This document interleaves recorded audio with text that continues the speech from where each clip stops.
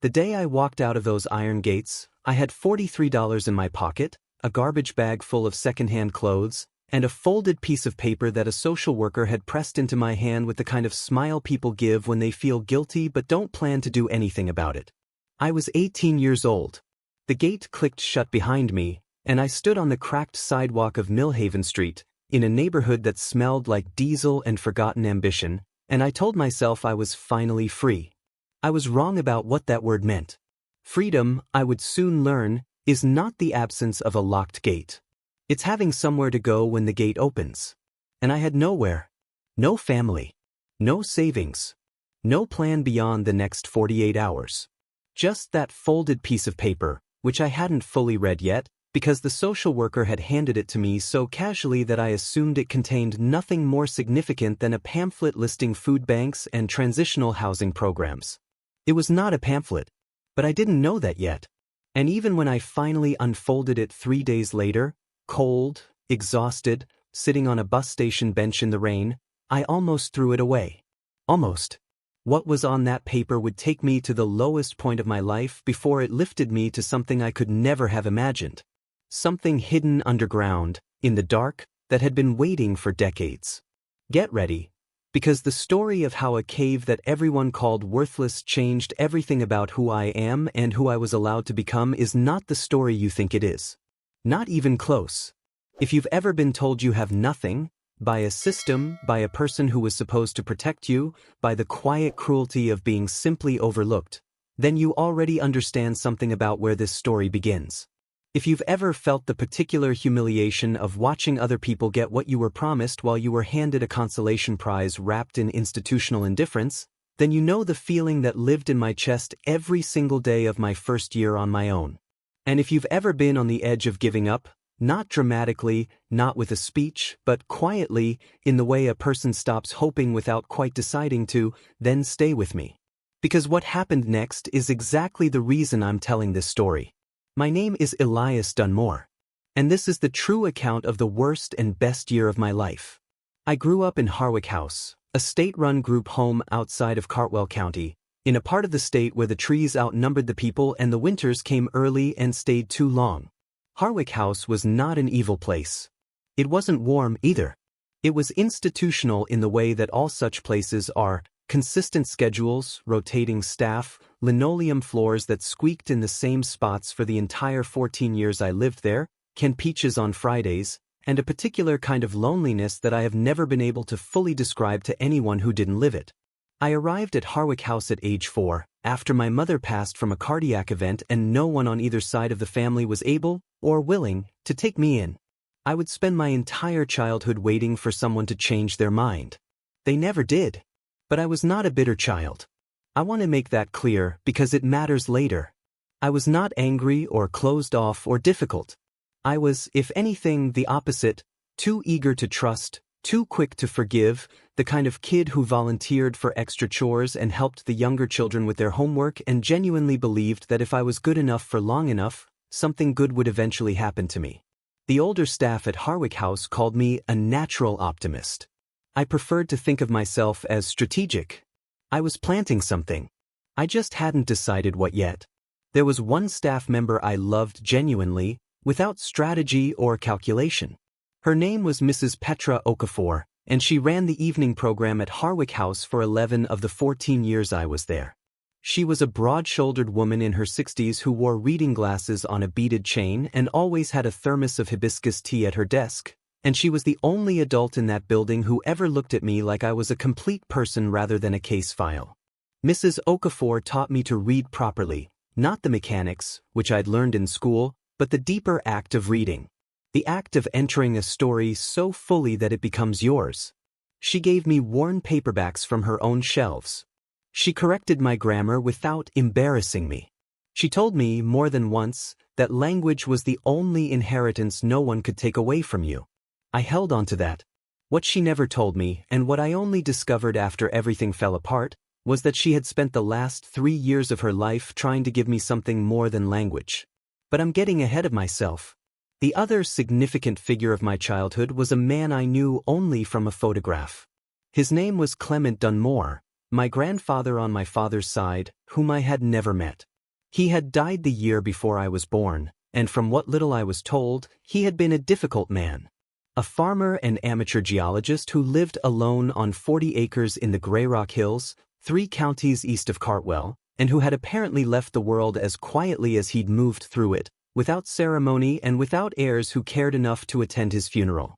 My father, a man I knew even less about, who had walked out of my mother's life before I was born, was Clement Dunmore's only child. And when my father disappeared, whatever nominal connection I had to the Dunmore name and the Dunmore land became a bureaucratic mystery that nobody had any particular incentive to solve. Until, apparently, somebody did. I didn't know any of this on the day I walked out of Harwick House with $43 and a garbage bag. I was just trying to survive the next week.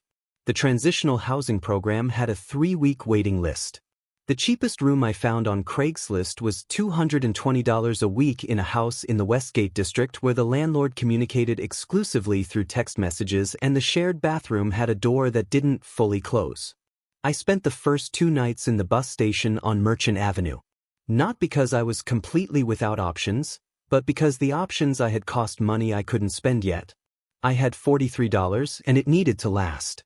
The bus station at 2 in the morning is its own specific universe. The fluorescent lights flicker on a frequency that slowly makes you feel like you're disappearing. The plastic chairs are designed with small armrests positioned at intervals of precisely the right distance to prevent a person from lying down. I know this because I tried every configuration. You cannot lie down in a bus station. That is by design. Discomfort, I was learning, is often deliberate. I ate a gas station sandwich that first night. For $1.30.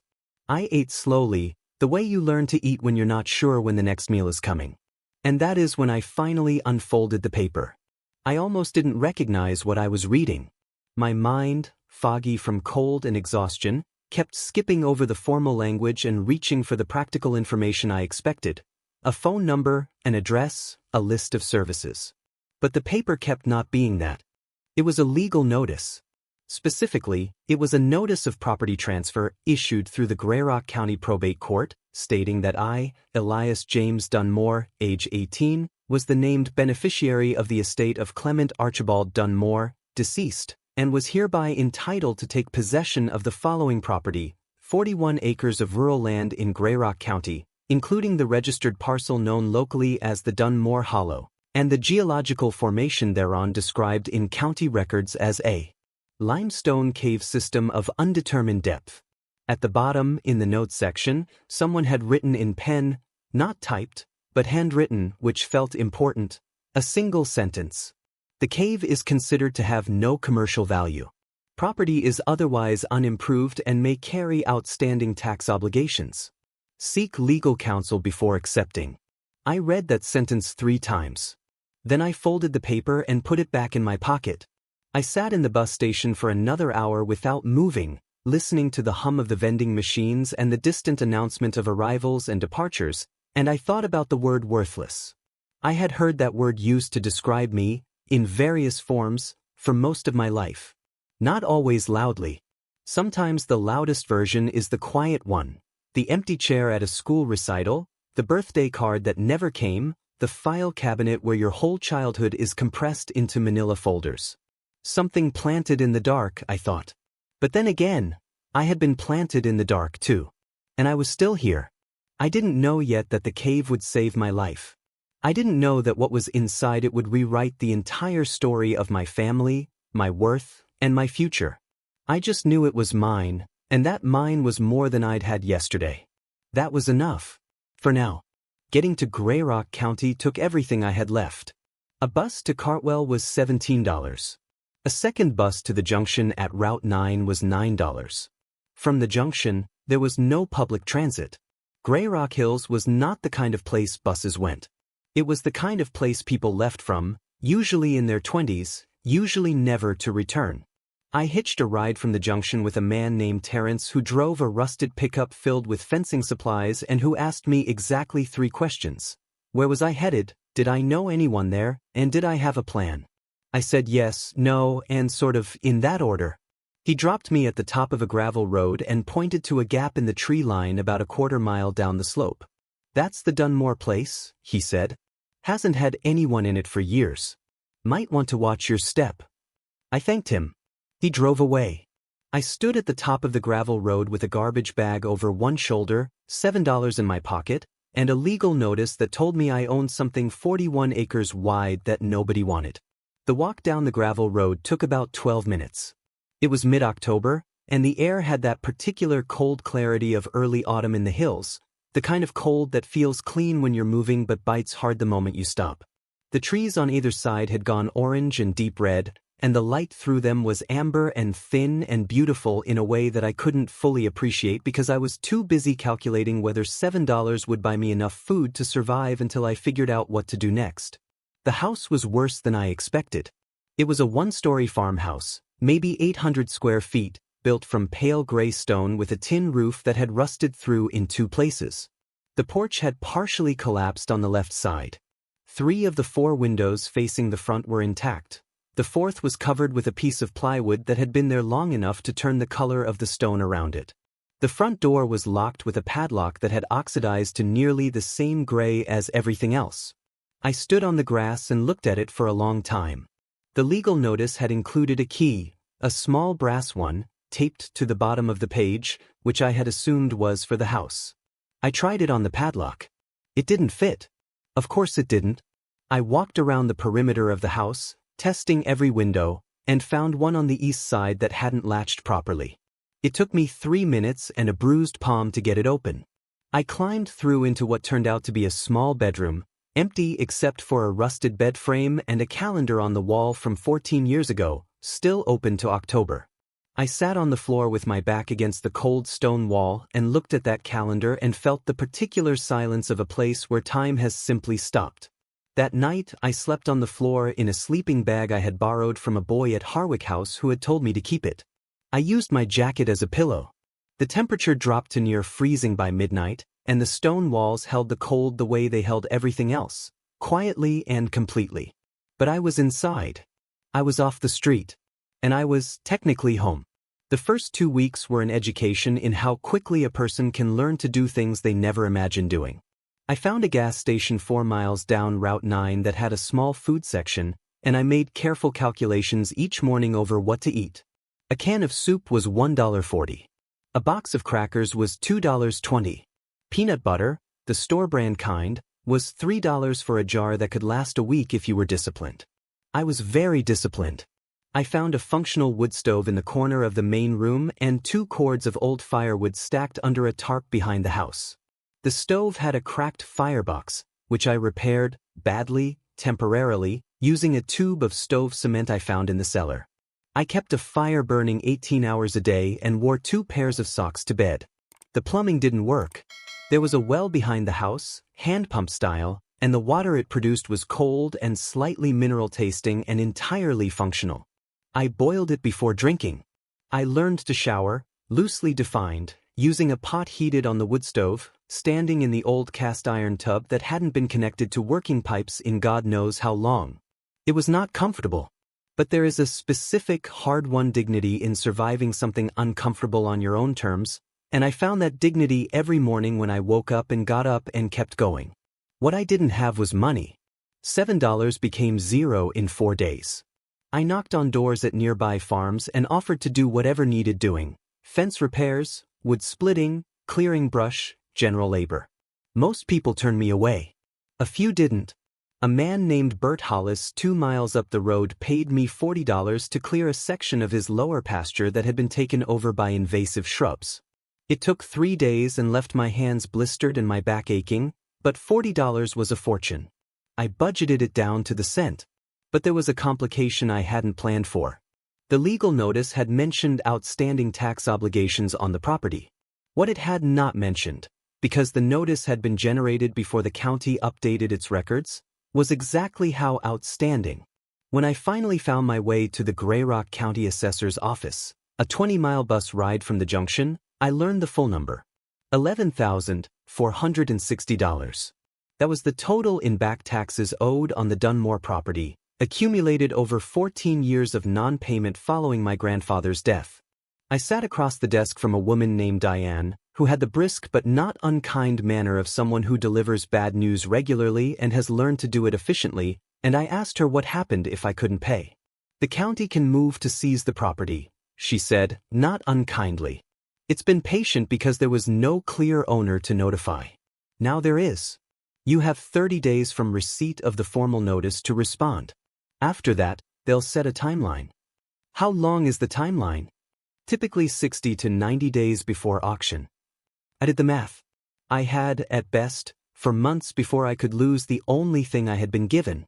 I walked out of that office into a gray November afternoon and stood on the street corner in the small town of Grey Rock Center, which consisted of a diner, a hardware store, a gas station, and a post office, and I thought about what 4 months meant when you had no money and no prospects and a property that everyone said was worthless. "Then why are they trying to take it?" I said out loud, to no one. A passing woman gave me a sideways look and kept walking. But the question stayed with me. If the property was truly worthless, 41 acres of rocky hillside and a cave that held nothing of value, why had the county been monitoring it for 14 years? Why had someone generated a legal notice the moment I turned 18? Why had that handwritten note specifically mentioned the cave? Something didn't add up. I didn't know yet what it was. But I was going to find out. November was the hardest month. I had settled into a rhythm of sorts, labor for Bert Hollis 2 or 3 days a week, which brought in between $30 and $60 depending on the work available, combined with strict rationing that had reduced my food budget to approximately $4 a day. I had repaired the window with glass I salvaged from a broken frame in the cellar. I had patched the porch enough to make it passable. I had found in a box in the attic a collection of my grandfather's old tools, hand planes, chisels, a mallet, a brace and bit, that I cleaned and oiled and used to fix the interior doors that had swollen off their frames. I was surviving, but only barely and only forward. There was no margin for error. What wore me down was not the physical difficulty. It was the silence. After the structure of Harwick House, the schedules, the meals, the ambient noise of 30 other people existing around you, the silence of the Dunmore property was enormous. On quiet nights, with the fire crackling low and the wind moving through the trees outside, I could hear my own breathing with a clarity that felt almost accusatory. I thought about Mrs. Okafor constantly. She had retired from Harwick House 18 months before I aged out, and I had lost touch with her in the chaos of the transition. I didn't have her address or her phone number. I had a memory of her face and the sound of her voice saying, "Language is the only inheritance no one can take away from you," and I held on to that like a coal in my palm, careful not to squeeze too hard. One night in mid-November, during a sleet storm that turned the gravel road to mud and the tin roof into a percussion instrument, I finally allowed myself to break. Not dramatically. I was sitting at the old table in the kitchen, trying to do the math again, labor income against tax deadline against remaining savings, and the numbers simply would not work. They had never worked. Every way I ran the calculation, I came up short by thousands of dollars and months of time. There was no version of this situation in which I reached $11,460 through day labor and strict rationing before the county set its auction timeline. There was no way out. I put my head down on the table and cried. It was the first time I had cried since leaving Harwick House, not because I was tough, but because I had been too busy surviving to stop. Now I stopped. And the grief that came out was not just about the property or the tax debt. It was 14 years of Friday canned peaches and rotating staff and armrests designed to prevent lying down and a calendar on the wall that nobody had changed in 14 years. It was the whole thing. All of it. At once. I cried for 20 minutes. Then I washed my face with cold water from the pot on the wood stove, ate the last of the peanut butter with a spoon standing over the sink, and went to bed. The next morning I woke up at 6 a.m. and went to look at the cave. I had been avoiding it. I'm not entirely sure why, except that there had been something in the deliberate casualness of that handwritten note. The cave is considered to have no commercial value, that felt less like information and more like instruction. Like someone telling you not to look behind a curtain in a way that makes looking behind the curtain feel dangerous. The cave entrance was at the base of a limestone bluff on the northeast corner of the property, about a quarter mile through the woods from the house. I had walked past it once in October and noted its existence. A low opening in the gray rock face, maybe 5 feet high and 4 feet wide, partially obscured by a growth of wild blackberry that had gone dormant for winter. There was no signage, no barrier, no indication that anyone had been near it in years. The morning was gray and still, the sleet from the night before having crusted the dead leaves with a thin shell of ice that crunched under every step. I carried a flashlight from the cellar, an old incandescent one that ran on D batteries I'd found in a kitchen drawer, and I crouched down and pushed the blackberry aside and shone the light into the opening. The beam reached about 15 feet before losing definition. The floor was limestone, smooth and slightly damp. The walls curved inward and upward in a way that suggested the passage widened as it went. There was a smell, mineral, ancient, cool, that was not unpleasant. I told myself I was just going to look.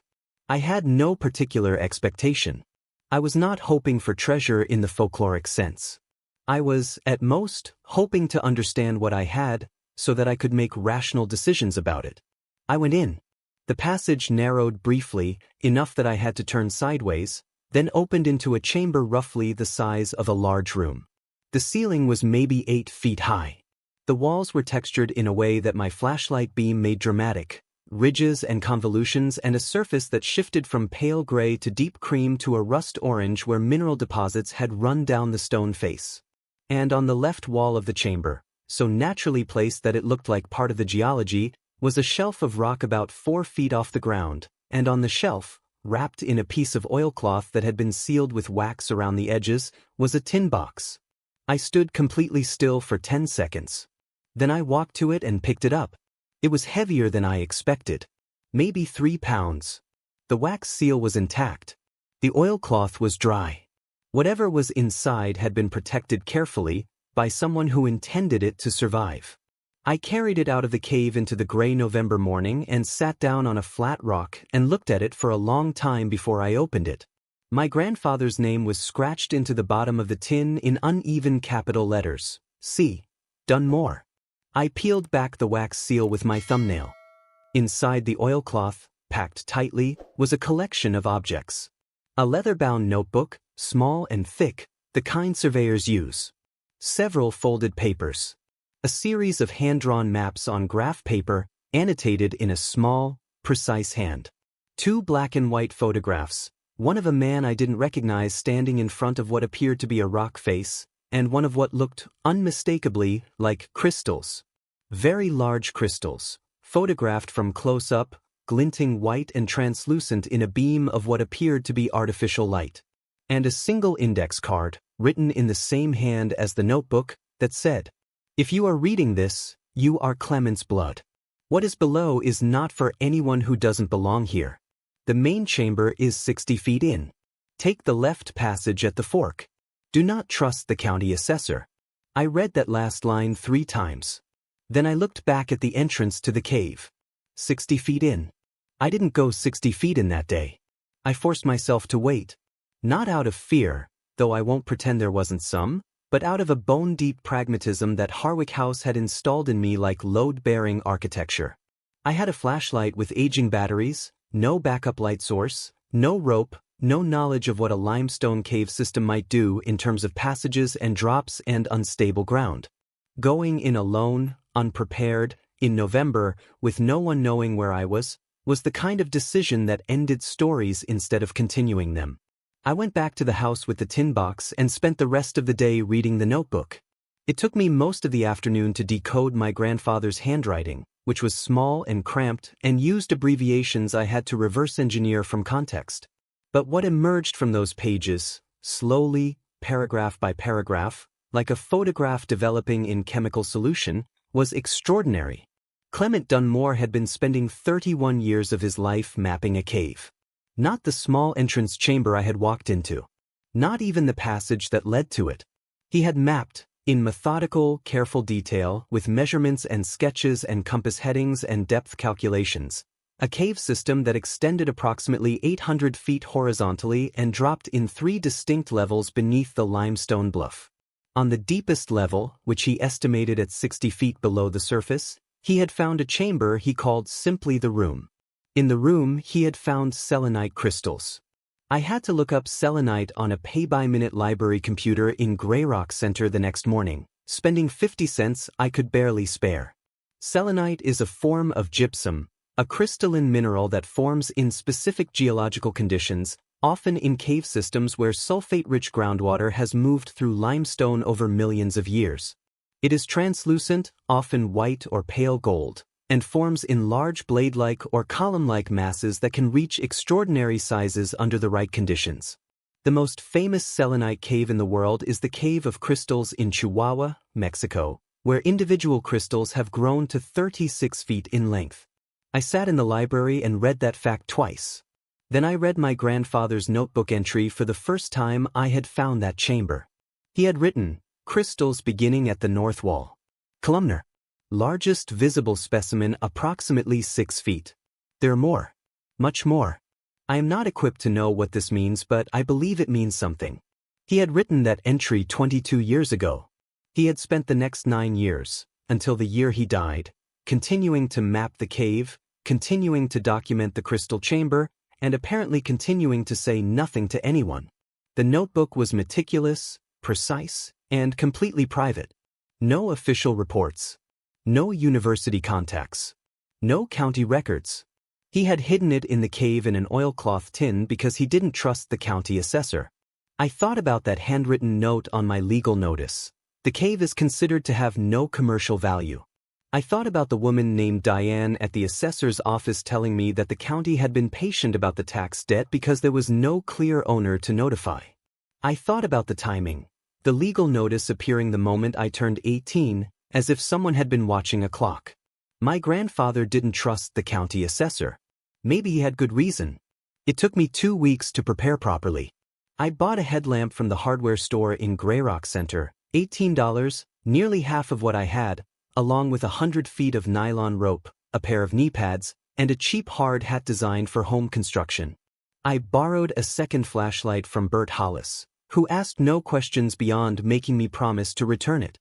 I told Mrs. Hollis, who sometimes brought me food she claimed was excess, that I was going to explore the cave on the property and would be back by dark. She wrote down her phone number on a piece of paper and told me to knock on their door if I wasn't back by 5. I went in on a Tuesday morning in late November. The passage was exactly as the notebook described. Narrow entrance, widening chamber, then a fork at approximately 40 feet in, a left passage that descended at a shallow angle, and a right passage that appeared to level off and then drop. I took the left as the notebook instructed. The left passage went for 20 feet before opening into a second chamber, smaller than the first, where the ceiling came down to about 5 feet. Damp walls, a thin trickle of water along the left side, the mineral smell intensifying. I moved carefully, testing each step on the limestone floor, aware of every place where the rock had been smoothed by ancient water into something that might be slicker than it looked. At the back of the second chamber was a crack in the wall that didn't look like a passage until I was 2 feet from it and shone the light at the right angle. It was maybe 2.5 feet wide, just enough to pass through sideways, and it opened almost immediately into a descending passage that went down at a steep enough angle that I used the rope, tied to a stalagmite my grandfather had apparently reinforced with a ring bolt that I found still in place, to control my descent. At the bottom of the descent, 62 feet below the surface by my measurement, was a passage that opened left. I turned left, and I stopped breathing.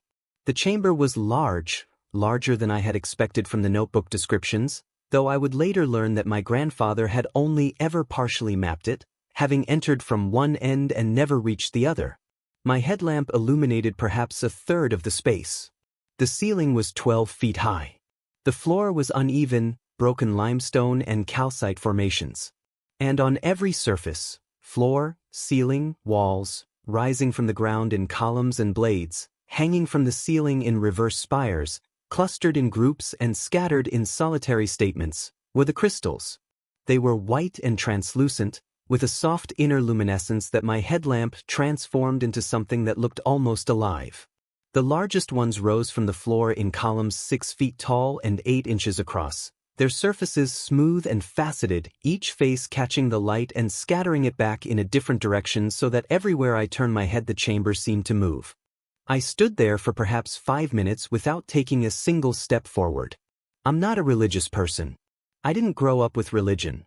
Harwick House was secular by policy, and whatever spiritual formation I have came from books and from the particular secular reverence that comes from being completely alone in the natural world. But standing in that chamber, 60 feet below the surface, in a space that had been formed over millions of years in total silence and total darkness, surrounded by crystals that had never been seen by anyone but one old man who had kept the secret until he died. I thought about being planted in the dark. I thought about growing without anyone watching. I took out my grandfather's notebook and I opened it to the last page he had written on, and I read the final entry, dated 9 years ago, for months before his death. I have decided to leave this as it is. Not from cowardice but from love. I have only one child and he has walked away from this and from me, and I grieve that. But I believe there is another possibility. I believe the land finds its owner in time. I am planting this knowledge here, in the dark, for whoever comes next. If they are done more blood, they will be patient enough to find it. If they find it, they will know what to do. I held the notebook with both hands and stood in the crystal chamber 60 feet underground and thought about a man I had never met who had loved a son who had walked away, and who had, in the absence of any other option, aimed his love forward into the future and trusted it to find its target. It found me. 14 years later, in October, on a cracked sidewalk with $43 in my pocket. Something planted in the dark. The next morning I started making calls. I didn't know exactly what I had. I knew it was significant, the photographs, the notebook, the crystals themselves, but I was acutely aware that my knowing something was significant and that something actually being significant in a way that translated into legal protection and financial value were two very different things. I had seen enough of how systems work to know that what you have and what you can prove you have are separated by a gap that institutions are very comfortable widening. So I did not go to the county. I did not go to the assessor's office. I did not tell anyone in Grey Rock what I had found. Instead, I went to the library and I spent 3 days researching. I found the name of a geology professor at the State University 3 hours away who had published papers on cave mineralogy. I found the names of 2 mineral rights attorneys, one in the state capital and one in a mid-sized city about 2 hours from Grey Rock Center. I found a geological survey organization that did independent cave assessments. And I found something else. In the archived county records, accessible through a state transparency database, I found an application filed 11 years ago, 3 years before my grandfather's death, by a company called Harstock Mineral Holdings LLC, requesting a geological survey permit for a parcel in Grey Rock County that matched the coordinates of my grandfather's property. The application had been denied. But the name of the county official who had processed the application and signed the denial was the same woman who had processed the tax lien on the Dunmore property 9 months ago. The same woman who had handed me the legal notice with the handwritten note. The cave is considered to have no commercial value. Her name was Eleanor Voss. She had been the Grey Rock County Deputy Assessor for 16 years. I stared at that name on the library computer screen for a long time. Then I picked up my phone and I called the mineral rights attorney in the city 2 hours away. His name was David Farrow. His office answered on the 3rd ring, and his paralegal agreed to a consultation call the following day. That night I sat by the wood stove in my grandfather's house and I held the notebook in my lap and I said, out loud, to the empty room and to the man who had written it, I'm paying attention. I promise. The consultation call with David Farrow lasted 47 minutes and shifted everything. I had prepared. I read every relevant section of the notebook aloud to him, described the crystal formations in detail, referenced my grandfather's measurements and documented survey dates, and sent photographs I had taken with my phone during my second visit to the cave the day before. There was a pause on the line after I finished describing the chamber. Mr. Dunmore, he said, I want to be very careful with what I say here, because I haven't seen the property and I'm working from second-hand description and photographs. But I need to ask you to listen carefully. I'm listening. Selenite crystal formations of the size you're describing, in a cave system of this scale, in a geologically significant formation, these are not common. Depending on the crystal quality, the completeness of the formation, and the specific geological context, What you're describing could be a site of significant scientific and potentially significant commercial value. How significant? Another pause. I have a colleague who is a geological surveyor, independent contractor. I'd like to get him to your property, with your permission and under confidentiality agreement, before we go any further. I'd also like to pull the property records myself. There's something you should know, I said, and I told him about Eleanor Voss. The pause this time was longer. Send me the screenshot of that permit application, he said. Today. Don't tell anyone else about any of this. The geological surveyor, a man named Phil Wakefield who drove a truck with university stickers on the back and wore a headlamp that cost more than my monthly food budget, arrived at the Dunmore property on a cold Friday morning in early December. He spent 4 hours in the cave. He came out with his notebook full and his voice measured in the careful way of someone trained not to overstate. I need to do proper assay testing before I can give you numbers, he said, standing outside the cave entrance in the thin winter light. And I want to clarify that my assessment is preliminary. But what you have down there? He paused and looked back at the cave entrance. It's real. The formations are intact. The cave environment is stable. The main chamber is larger than your grandfather mapped. He only got about 2/3 of it. There's more extending to the east. More crystals. More everything. He closed his notebook. Whoever told you this was worthless was either wrong or lying. He said it without drama. Just a statement of fact. I thought about the woman named Eleanor Voss and the company called Harstock Mineral Holdings LLC and the application filed 11 years ago. I thought about the careful deliberateness of that handwritten note. The cave is considered to have no commercial value. Considered by whom? David Farrow moved fast once Phil Wakefield's preliminary report was in hand. He filed an emergency motion with the Grayrock County Probate Court to freeze the tax lien proceedings on the grounds of a pending mineral rights assessment and a formal challenge to the county's valuation methodology on the property.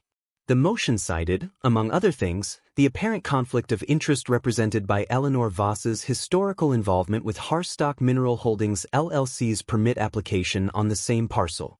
The morning after the filing, a woman called the office number that David had listed on the motion. She didn't leave her name. She left a message saying that the tax lien had been a standard administrative matter and there was no connection between her professional role and any private interests. David's paralegal played me the message. She shouldn't have called, David said simply. That call creates a record. There is a particular satisfaction in watching a person's arrogance become their undoing, not a cruel satisfaction, but the clean, structural kind, like watching a beam finally give way under a load it was always going to fail to hold. Eleanor Voss had spent 11 years and the quiet exercise of bureaucratic authority positioning herself to eventually access a property she believed held significant mineral value. She had filed a survey permit application under a company name and had it denied, but had apparently never stopped watching the parcel. When the legal machinery of the probate court finally generated a notification upon my 18th birthday, she had added the handwritten note herself. She had been so careful. And then she had made a phone call she didn't need to make, from a number that was recorded in the office phone log. The subsequent investigation by the state's attorney's office, which David Farrow triggered with a formal complaint 3 weeks later, would take several months. But the freeze on the tax lien proceedings held, and what it held gave me time. Phil Wakefield's full assessment came back in February.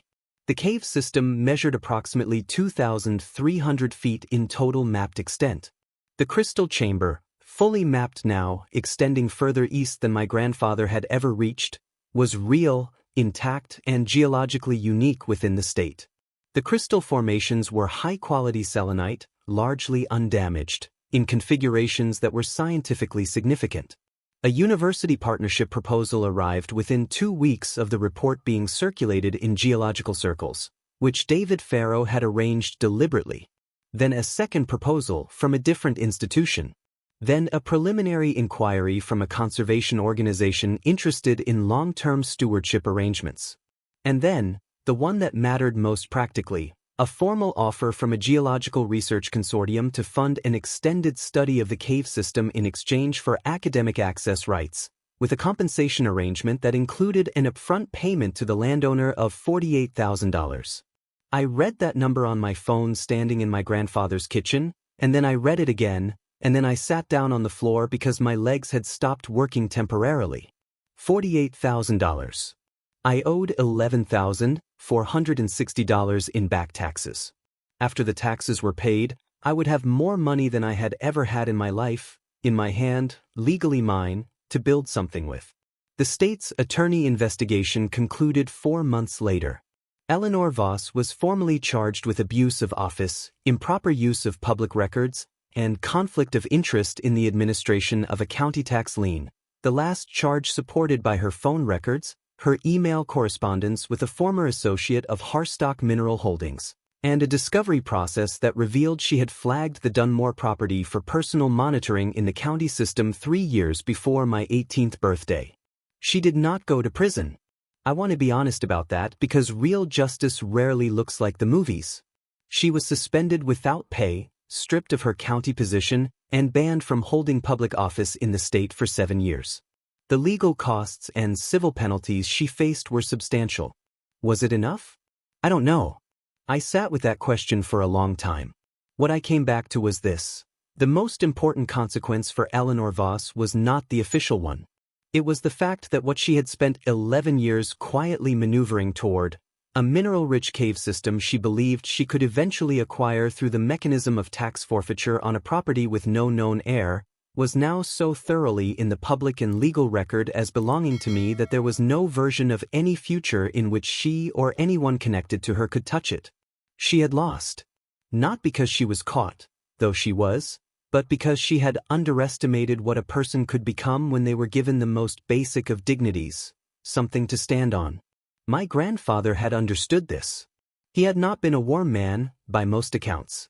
He had been difficult, solitary, stubborn in the particular way of people who have been let down by others so many times that they've stopped expecting better.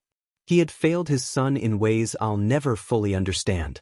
He had grown old alone on 41 acres in the Grey Rock Hills and died without anyone to receive what he had built. But he had done one thing right. He had believed that his blood would find its way back to this land eventually, and he had left the knowledge of what this land held in a place where only someone with patience and necessity and the specific combination of desperation and hope that I had carried out of Harwick House on a cold October morning would think to look. He had planted it in the dark.